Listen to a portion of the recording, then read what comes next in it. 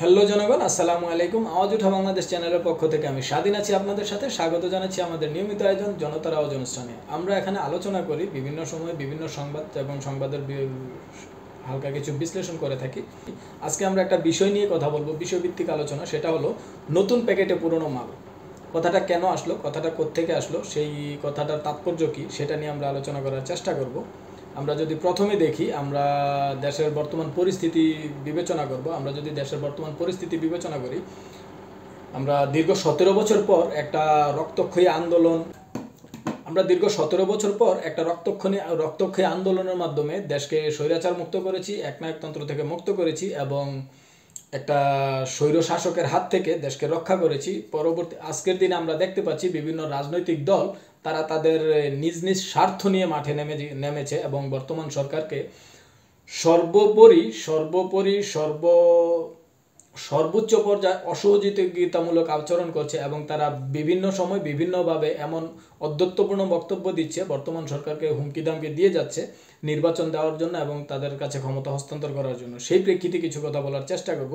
আমরা যদি খেয়াল করি, আমরা বিগত সরকারের আমলে দেখতাম যে সরকারের নামে কুরবানি দেয়, সরকারের গুণগান গায়, কেউ একজন সরকারের নামে একটা জিনিস বানিয়ে দেয় এবং সরকারের যে নীতি, সেই নীতি নিয়ে বিভিন্ন প্রকার তেল মেরে বিভিন্ন ফায়দা হাসিল করার মতো ঘটনা আমরা দেখেছি। তো এখনকার দিনে আজকের দিনে আমরা কি দেখতে পাচ্ছি? আজকের দিনে আমরা দেখতে পাচ্ছি বিভিন্ন প্রকার, যখন আমরা এত বড় একটা আন্দোলন করে দেশে ওই কালচারাল পরিবর্তনটা আনতে চাচ্ছি, যখন আমরা চাচ্ছি যে রাজনৈতিক দলের নেতা নেত্রীদেরকে তেল না মেরে, রাজনৈতিক দলের নেতা নেত্রীদেরকে জিহুজুর না করে আমরা প্রত্যেকের জায়গা থেকে দায়িত্বশীল হয়ে সঠিককে সঠিক বলবো, ভুলকে ভুল বলবো, যেটাকে আমরা বলি সাদাকে সাদা, কালোকে কালো বলবো। অথচ আমরা দেখতে পাচ্ছি বিভিন্ন সময় বিভিন্ন সামাজিক যোগাযোগ মাধ্যমে যে বিভিন্ন সময় বক্তব্য ভেসে আসছে, যারা কি বলছে, কেউ বলছে শহীদ জিয়ার দল করলে বেহেস্তে যাওয়া যাবে, কেউ বলছে তারেক জিয়ার নাম নিতে হলে অজু করতে হবে। এবং আমরা বিভিন্ন মিছিল মিটিংয়ে দেখতে পাই বিভিন্ন সময় বিভিন্ন মানুষ তারা বিএনপির যে জাতীয় প্রতীক ধানের শীষ, সেই ধানের শীষ পুরো গায়ে জড়িয়ে প্রদর্শন করছে। এগুলো আসলে আমরা বিগত সরকারের আমলে দেখেছি, যেগুলো যে একটা আধিক্যতার যে বিষয়টা, তেল মারার যে বিষয়টা, নেতা ছোট নেতা বড় নেতাকে তেল মেরে তার ফয়দা হাসিল করেছে। ওই জেইউ ইনসাইডার্স একটি সংবাদ প্রকাশ করেছে, যেই সংবাদটিতে আমরা দেখতে পাচ্ছি প্রথম নারী মুক্তিযোদ্ধা আমাদের মাতা বেগম খালেদা জিয়া এবং প্রথম শিশু মুক্তিযোদ্ধা শিশু তারেক, শিশু আরাফাত। মন্তব্যটি করেছেন জাবি বিসি অধ্যাপক ডক্টর কামরুল হাসান। তিনি খুব উচ্চশিক্ষিত একজন মানুষ। এমন মানুষদের নিয়ে আমাদের মতো ছোটরা কথা বলার সময় আসলে সত্যি শ্রদ্ধা রাখা উচিত এবং যথেষ্ট সম্মান রাখা উচিত। কিন্তু তার মতো একজন শিক্ষিত মানুষ যে মন্তব্যটি করেছেন, এই মন্তব্যটি আসলে আমরা কি বুঝি? আমরা আগে দেখতাম, আমরা বিগত সরকার আমলে দেখতাম তাদের দলের ছোট যারা, যেমন বঙ্গবন্ধুর পরিবারের সদস্যদেরকে নিয়ে বিভিন্ন সময় বিভিন্ন রকম গল্প শোনানো হতো এবং এই গল্পগুলোকে এমনভাবে প্রদর্শন করা হতো, এটা আসলে বেসিক্যালি তেলমারা ছাড়া আর কিছুই না। এমনই একটা মন্তব্য করে বসেছেন এই বিসি। তিনি কোন যুক্তিতে এবং তার শিক্ষার কোন জায়গা থেকে তিনি এমন বক্তব্যটি দিয়ে রেখেছেন আমার আসলে বোধগম্য না। তো আমরা আশা করব, আমরা যে পরিবর্তনটা চাচ্ছি বাংলাদেশের রাজনীতিতে এবং বাংলাদেশের রাষ্ট্রীয় নীতিতে, রাষ্ট্র কাঠামোতে, এই ধরনের তেলমারাগুলো বন্ধ করতে হবে, তেলবাজি বন্ধ করতে হবে। তেলবাজি ছেড়ে দিয়ে প্রত্যেকের জায়গা থেকে তার নিজ নিজ দায়িত্ব, কর্তব্য এবং অধিকার সচেতন হতে হবে।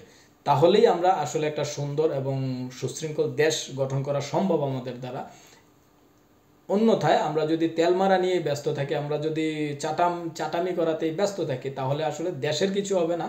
পরিশেষে এটা নিজের ফয়দা হাসিলের জন্য বিভিন্ন প্রকার তোষামোদি, যেটা আমরা দেখতাম বিভিন্ন সময় বিগত সরকারের আমলে, বিভিন্ন সাংবাদিকরাও সেই বিগত প্রধানমন্ত্রীর সামনে গিয়ে বিভিন্ন প্রকার তোষামোদি করতেন শুধুমাত্র ফয়দা হাসিলের জন্য। তো এইরকম দেশের শীর্ষ পর্যায়ে যারা আছেন, দেশের বিভিন্ন বড় বড় প্রতিষ্ঠানের শীর্ষ পর্যায়ে যারা আছেন তারা অবশ্যই আপনাদের নীতি নৈতিকতা বজায় রাখবেন, আপনাদের দায়িত্ব কর্তব্য সচেতন হবেন এবং এ ধরনের তোষামোদপূর্ণ বক্তব্য দেওয়ার আগে অবশ্যই আপনি সচেতন হবেন। তোষামোদপূর্ণ বক্তব্য আমরা আশা করি না আজকের দিনে এসে।